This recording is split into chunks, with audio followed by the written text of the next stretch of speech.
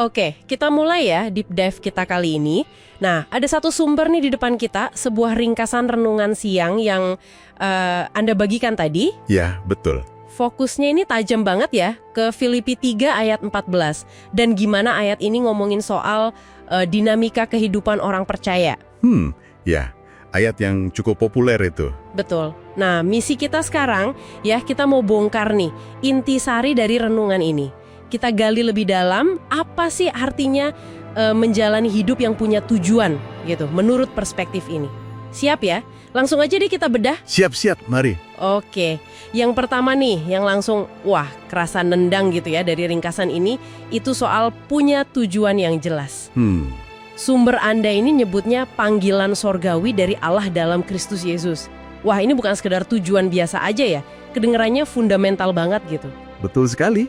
Yang menarik kan di sini, gimana tujuan yang spesifik dari Tuhan ini ya berfungsi kayak kompas utama gitu loh. Oh, kompas ya? Iya. Iya. Menurut teks renungan itu, ya inilah pusat kehidupan kita.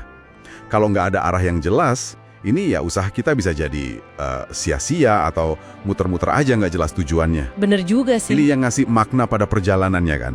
Istilah panggilan sorgawi itu sendiri nunjukin sesuatu yang datangnya dari luar kita. Ya, sesuatu yang lebih tinggi. Iya, masuk akal. Jadi bukan tujuan yang kita bikin-bikin sendiri ya? Kayaknya gitu. Nah, kalau tujuannya udah sejelas dan sepenting itu, apa berarti kita tinggal ya udah duduk manis aja nunggu gitu? Ternyata enggak. Ya nggak mungkin lah ya. Ini nih yang bawa kita ke poin kedua yang ditekankan banget. Perlu adanya tindakan aktif.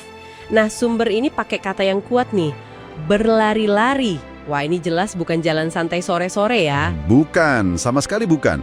Kata berlari-lari itu, dalam konteks ini ya, seperti yang sumber Anda singgung, itu ada intensitasnya. Intensitas ya? Iya.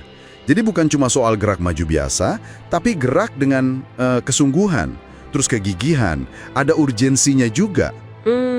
Coba bayangin deh atlet lari di perlombaan penting. Kan ada usaha sadar, ya kan? Pengerahan tenaga, fokus banget buat capai garis finish. Iya, kebayang. Nah, renungan ini rasanya pengen nekenin kalau iman itu nggak pasif gitu, tapi perlu perjuangan yang aktif. Saya suka deh perumpamaan atlet itu.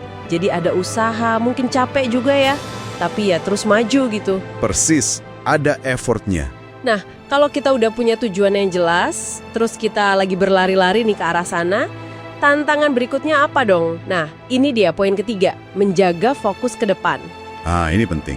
Renungan ini bilang jangan sampai kegagalan masa lalu atau mungkin godaan masa kini itu bikin kita jadi oleng atau malah berhenti lari. Ini krusial banget sih.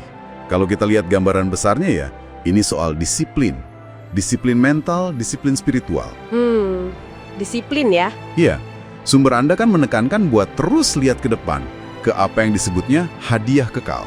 Hadiah kekal? Yang kalau dalam konteks renungan kayak gini, seringnya kan merujuk ke janji hidup abadi atau mahkota kemenangan iman gitu ya. Oke. Artinya, ya itu tadi, nggak kejebak dalam penyesalan masa lalu, apa yang di belakang kita, atau tergoda sama distraksi sesaat, apa yang di samping kita. Tapi menarik juga ya, di mana caranya imbanginnya, fokus ke depan itu apa berarti kita sama sekali nggak boleh gitu belajar dari masa lalu, kayaknya bukan gitu juga kan maksudnya?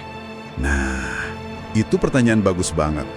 Renungan ini kalau berdasarkan ringkasannya ya, kelihatannya lebih nekenin soal momentum sama arah. Momentum dan arah? Iya, fokus utamanya itu biar pengalaman negatif di masa lalu tuh nggak jadi beban yang ngehambat lari kita ke depan. Oh, jadi bukan beban ya? Betul.